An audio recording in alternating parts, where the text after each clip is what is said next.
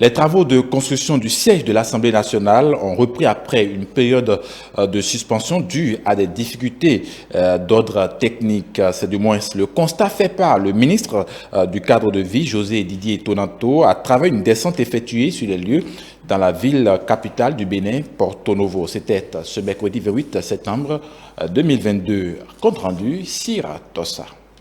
José Didier Tonanto est descendu sur le chantier de construction du nouveau siège de l'Assemblée nationale, à pas de charge et à la tête d'une forte délégation composée du directeur général de la Société immobilière et d'aménagement urbain Simao, de l'architecte, des responsables des entreprises en charge des travaux et de la mission de contrôle. Le ministre du cadre de vie et du développement durable est allé constater la relance de la machine des travaux du nouveau siège du Parlement béninois, confronté il y a quelques mois à certaines difficultés techniques. C'est un chantier emblématique.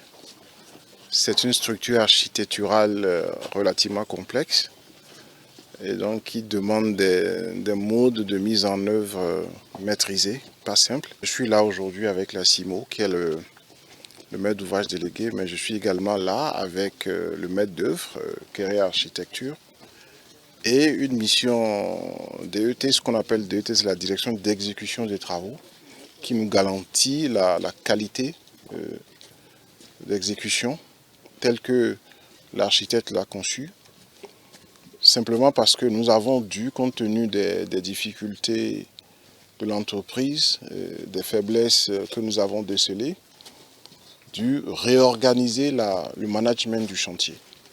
Aujourd'hui, nous avons une mission DET à bord et tout le monde est remobilisé. Après ce tour du propriétaire et le constat fait, le ministre José Didier Tonanto s'est dit fier de l'état d'avancement des travaux qui ont repris à la satisfaction de tous. Et je constate, comme vous l'avez dit avec beaucoup de plaisir, que les choses ont repris. Le chantier est maîtrisé. Le rythme que je vois là, c'est vrai, nous sommes encore à 25%. Mais la trajectoire permet de dire que nous allons atterrir dans de bonnes conditions. Donc je voudrais dire ça pour rassurer non seulement la représentation nationale, mais également le peuple béninois, surtout le peuple de Porto Novo, que nous n'aurons pas un deuxième éléphant blanc dans le cadre de l'Assemblée nationale. Ça a bien démarré maintenant, nous sortons de terre, donc des infrastructures, et tout ce que nous avons vu, notamment jusqu'à la validation de la structure en béton teinté, nous rassure que maintenant on est sur la bonne voie. C'est ce que je suis venu constater. J'avais déjà eu des rapports, mais je voulais constater par moi-même pour être en mesure de faire un rapport au chef de l'État dans ce sens.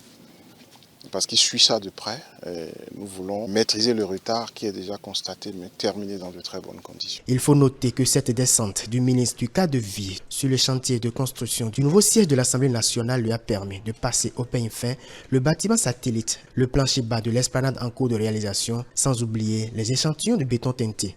À la fin de la visite, José Didier Tonanto a pris donc date pour au plus tard début 2024 pour la réception du joyau.